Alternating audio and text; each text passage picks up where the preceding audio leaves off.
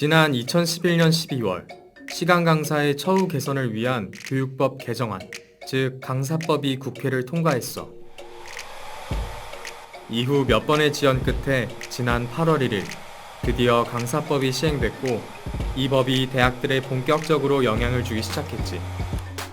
그래서 말인데 이번 학기 수강 신청 어땠어?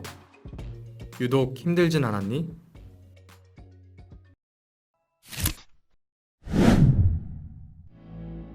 담당 교수와 강의 계획서도 모른 채 수강 신청을 하지 않았어? 강의 수가 줄고 수강 인원이 늘어나 30명이 듣던 강의를 80명이 듣게 되진 않았어? 그래서 어땠어? 예전보다 수업에 참여하기가 어렵고 피드백 받기 힘들진 않았니? 그런데 있잖아. 이건 우리 학교만의 문제는 아니야.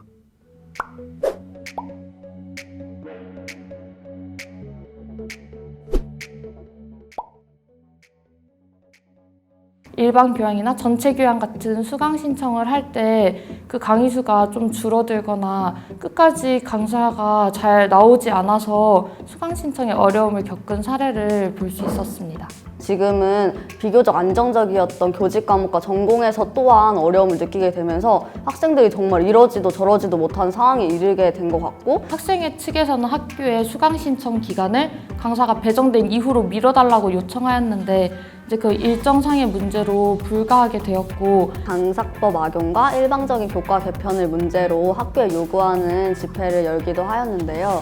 이게 이화여대만의 문제는 아니고 타 대학에서도 많이 발생을 하고 있는 심각한 문제라고 생각합니다.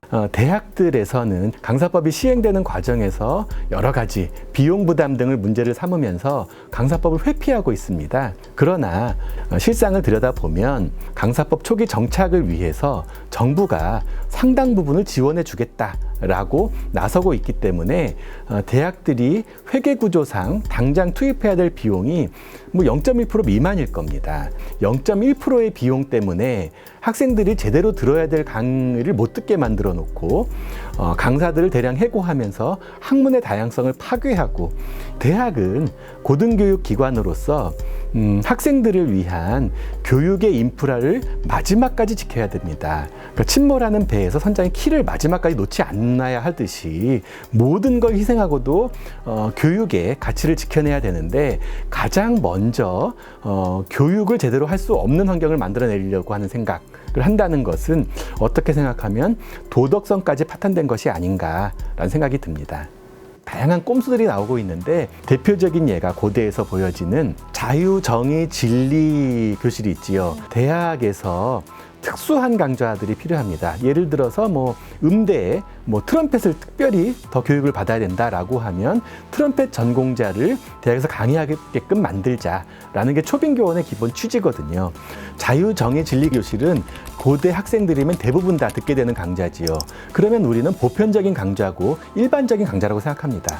근데 고려대학교 대학본부에서는 이것은 고대의 교훈을 갖고 있기 때문에 고대만의 특수한 강좌다 라고 주장을 하면서 초빙교원을 대량 투입했습니다.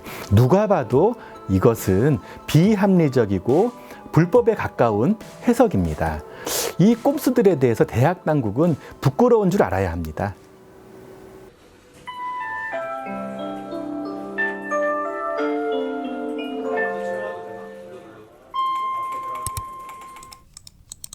우리는 왜 듣고 싶은 강의를 들을 수 없을까?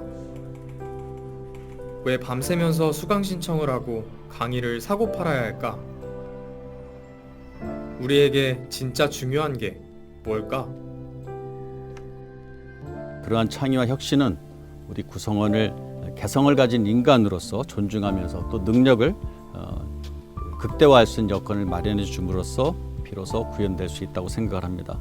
더불어 우리 학교의 발전을 위해서도 먼저 구성원들을 구성으로부터 사랑받고 또 신뢰받을 수 있는 대학이 먼저 선행되어야지만 가능하지 않을까 생각이 되어야 되고, 그것이 바로 제가 추구하는 휴먼 K의 핵심.